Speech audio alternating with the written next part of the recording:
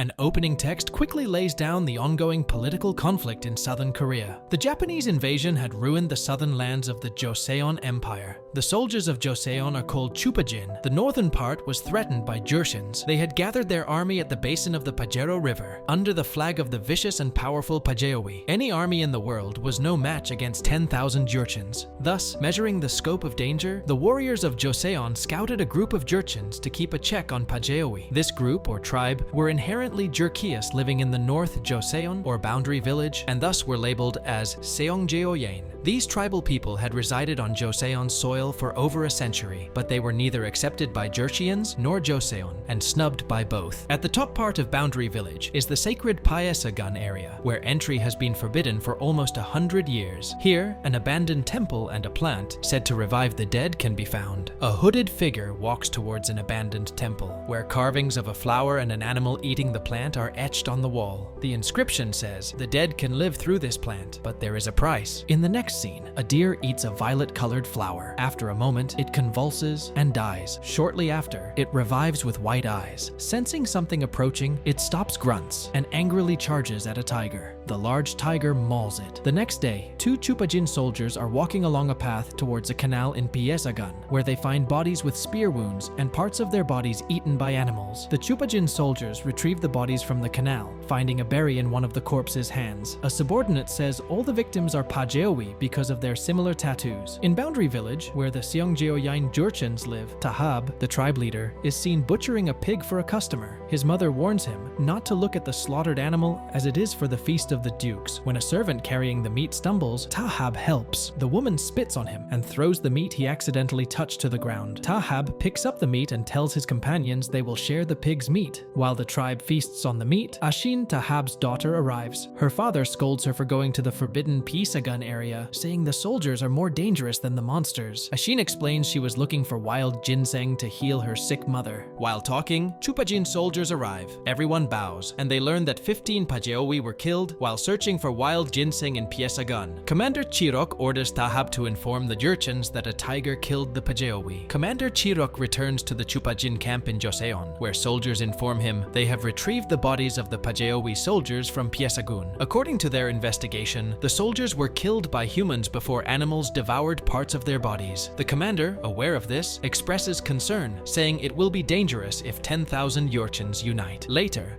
the Pajeowi attack a village, killing everyone. Commander Chirok leads the Pajeowi soldiers. Moments later, Chirok visits Cho Beomil to discuss the death of the 15 Pajeowi, accusing his group of the ambush due to the berry found in a victim's hand. Chirok advises punishing his men. Beom responds that the Pajeowi deserve to die for attempting to steal ginseng from Hyeoncho clan. Chirok corrects him, stating the king owns it, not Hyeoncho. Angered, Beomil slices the tip of Chirok's hat with his sword. The commander warns him not to commit any crime that would provoke the enemy Pajeowi Jurchens, or he will be punished. The Chupajin warriors burn the dead Pajeowi to hide the crime. Meanwhile, Ashin's father prepares for his journey to the Jurchen territory to follow Chirok's orders. Before leaving, he instructs his daughter to take care of the family, especially her sick mother. Tahab crosses the wide river to Jurchen. The next day, Ashin's mother's caretaker says she needs a doctor, but they know doctors do not visit them. Ashin thinks of a plan. Before leaving, she tells her sibling to watch their mother while she's gone. Tahab reaches Jurchen village north of Amnok River. He tells people about a tiger in the mountain, but no one believes him. He mentions the tiger killed the Pajeowi soldiers, but a lost Pajeowi tells him it's better to tell the truth or face death. Elsewhere, Ashin returns to the abandoned temple. She reads the inscription again. The dead can live through this plant, but there is a price. Later, a group of villagers searches the forest for the tiger, followed by Chupajin soldiers. Chirok says they will start at Birch Pass to Pyesagun,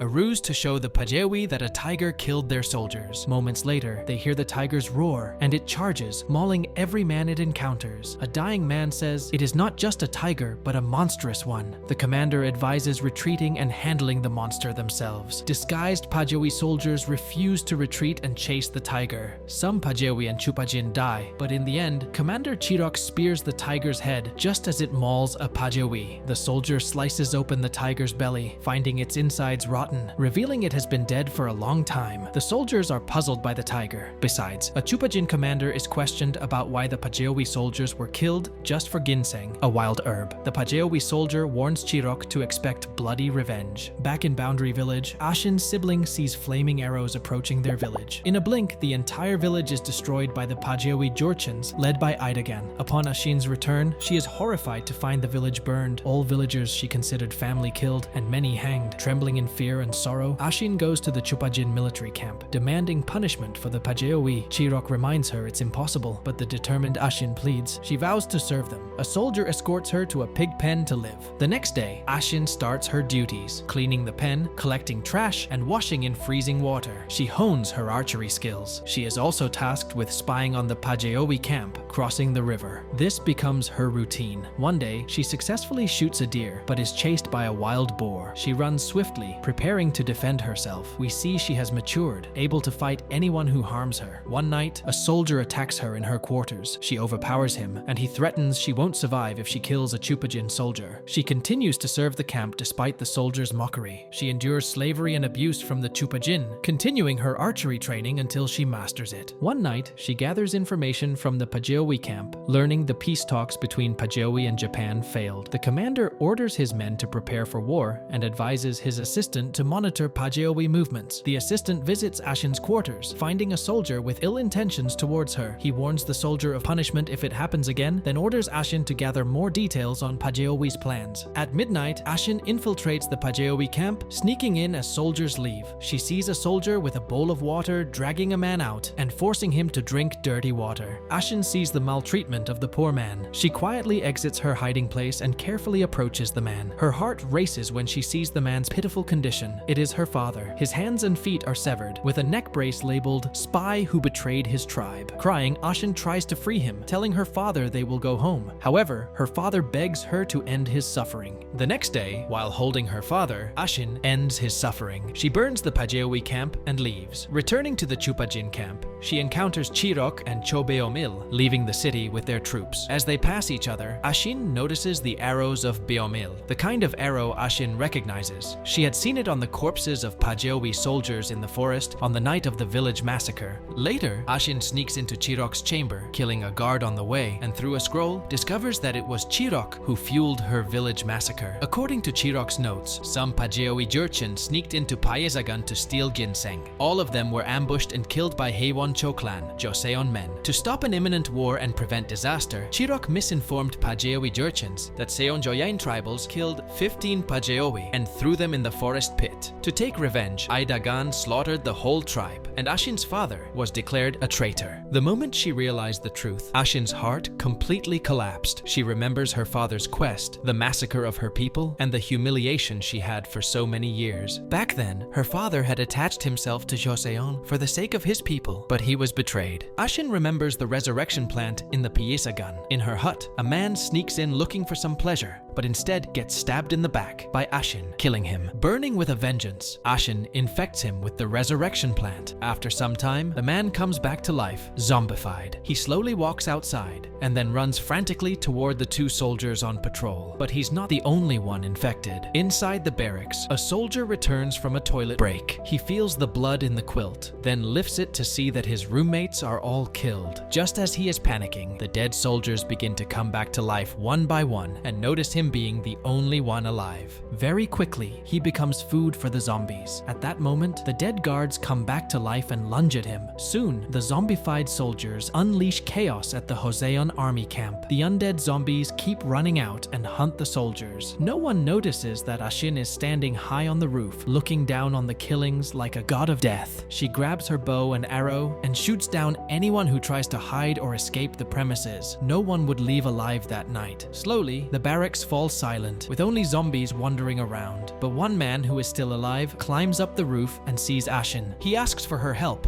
but Ashin draws an arrow and shoots the man in the palm of his hand. The man screams and draws all the zombies' attention toward him. Ashin then douses the corpse with high spirits and fires a rocket. At dawn, Ashin wraps the soldier's body, who had been sexually abusing her, in a sack and brings it to a lonely wood house amid an abandoned forest. It is revealed that she has turned her loved ones from the village into zombies and chained them inside the barn. Ashin has been feeding these zombies for a long time, but the remains of animals weren't enough to satisfy their ecstasy. Ashin promises them to bring more human flesh, highlighting her upcoming vile plans to destroy Joseon and the Jurchen kingdom. After feeding him to the monsters, Ashin leaves to meet with Lee Sung-hui, the king's physician at the Joseon border, Uiju. She sells him the resurrection plant, setting in motion the events that would later occur in the Kingdom series, which is the Battle of Unpo Wetland, and the tragedy that would come to pass at Dongnai. After exiting the city, Ashin, alone, walks into an open field and confronts Aidagan and his small group of Pajeowi warriors to take revenge for her father and her tribe's massacre. In the closing shot, Ashin draws an arrow and points it toward the group riding towards her. She attacks them before they can reach her, and hence it could be suggested that she killed them without blinking an eye. And with that, the movie ends. I hope you enjoyed our video. Watch the next recaps on the screen and don't forget to subscribe for amazing videos. See you in the next one.